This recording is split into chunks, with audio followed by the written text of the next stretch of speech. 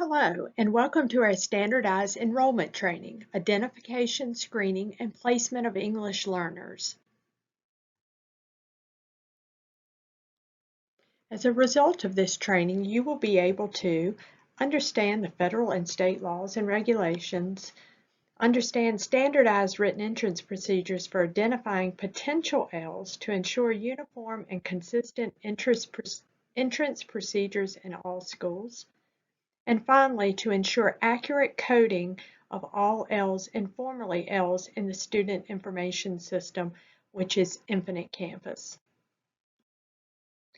It is federal law that identifying, screening, and placing English learners in a timely manner is a federal requirement, even though it's not explicitly stated in federal law.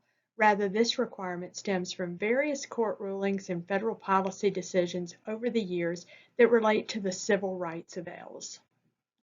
The two laws that have had the biggest impact in regard to the identification, screening, and placement of Ls is the Title VI of the Civil Rights Act of 1964 and the Equal Education Opportunities Act. Now we will discuss the EL entrance procedures. Communication with our families, and that includes all families, starts with a positive experience at enrollment. The identification of Ls. All potential Ls enrolling in the school division must be identified and screened using the same procedures and in the same manner. Ls cannot be selectively identified based on ethnicity, nationality, name, appearance, or family background. The federally required timeframe for identifying Ls is 30 calendar days at the beginning of the school year or 14 calendar days after the school year begins. In summary, this means that we identify all students in the same way. New students are treated the same regardless of their appearance, again, their name, or their family background. Equity in the identification process.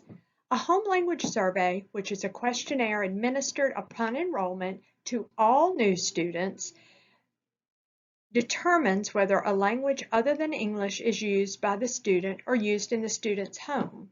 A home language survey with identifying questions is part of the enrollment online packet as well as the paper packet.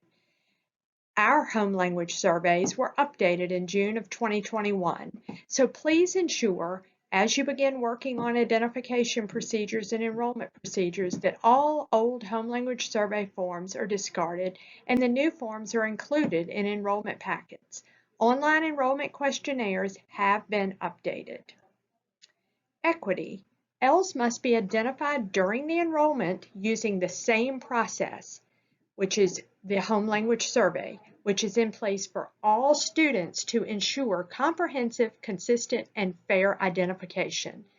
So, in summary, our home language survey that's provided to all students, regardless of appearance, name, ethnicity, nationality, is given to all students in order that we can ensure equity in the identification process.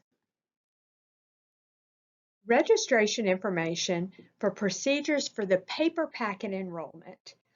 Although we have online enrollment, which is to be encouraged, we also at times have the need to use a paper packet for new student enrollment. In the new student enrollment packet, there is a home language survey. Once it's been completed, the enrollment officer will review to see if a language other than English is listed as a response to the first three questions. If so, the enrollment officer will make copies of the document and place in the mailboxes of the EL administrator and the EL teacher. Data from the report will be used to determine students who need to be screened. The original home language survey should be kept in a student's cumulative folder. Registration information, procedures for online enrollment. Since we want to encourage parents to register new students online, we do need to make sure that we identify all possible and potential ELs.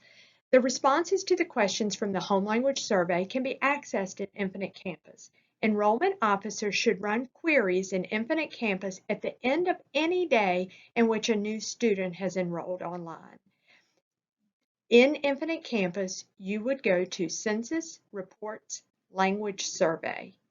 Printed copies of the report should be placed in the mailboxes of the EL administrator and teacher.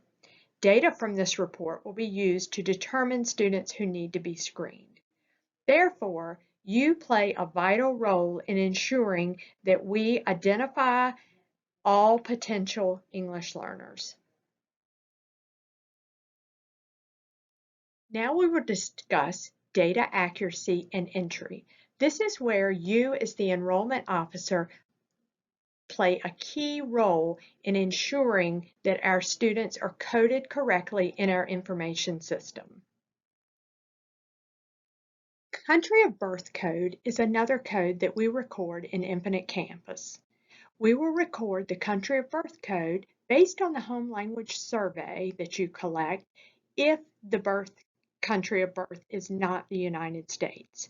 In order to record in Infinite Campus, you would go to Census, People, and the Demographics tab and select the country of birth if it was not the United States. You can see the arrow on the screenshot shows you where the input spot is.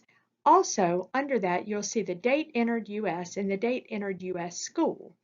Date entered US is not a data point that we are capturing. We want to capture the date entered US school. This information is vital for our testing coordinators and our director of assessment. Based on the home language survey provided at enrollment, it may be necessary for you to mark the home language code in Infinite Campus. If necessary, the EL administrator or the EL teacher will guide you in the process.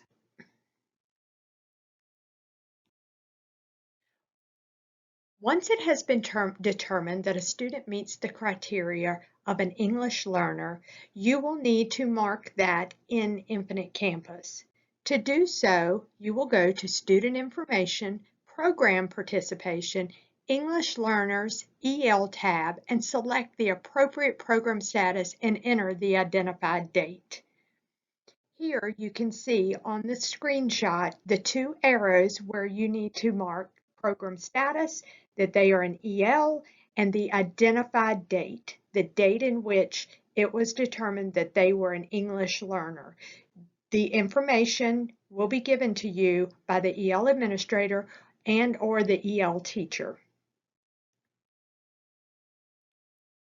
The Immigrant Youth Code is another code that is captured in the fall of each year. In September, I will send out to EL administrators the ESL LEP report for them to review. At that time, if a student needs to be flagged as immigrant youth, based on the definition provided to the EL administrators, they would work with you for you to input into Infinite Campus. When recording, you will go to Student Information, General Enrollments tab, and you will check the immigrant box if it applies to the student. New in 2019-2020 is the Language Instruction Educational Program Code, LEAP, also known as our LEAP EL Services Code. This can also be found on the same tab as the EL code. You will go over to the tab that says EL Services. You will click New to add the EL Services required code. It will be the responsibility of the EL administrator or EL teacher to provide you with the correct code. There will be a start date and the service type that you will need in a drop-down that you will need to complete. In Campbell County, it will either be a code of a 1 or 2, but again, that will be the responsibility of the EL teacher and EL administrator to provide the enrollment officer with that information. You will then click Save so that you have entered the student data. A new code was established in the 21-22 school year by the federal government, which is called the Students with Limited and/or Interrupted Education Code, the SLIFE code. Once a student has been identified as an English learner, your EL teacher and EL administrator will use the definition provided to them to determine if the SLIFE code should be marked in Infinite Campus. If so, they will work with you and you will go to the Student Information tab, English Learners, Program Participation, EL, where you'll see the SLIFE box. If the student meets the applicable definition, they will be marked there. If a student is marked as SLIFE, the date entered U.S. school field is required. The date of entry to U.S. schools is the date associated with the original entry that represents a student's first day of enrollment in any U.S. school, not just the first day entered into Campbell County schools.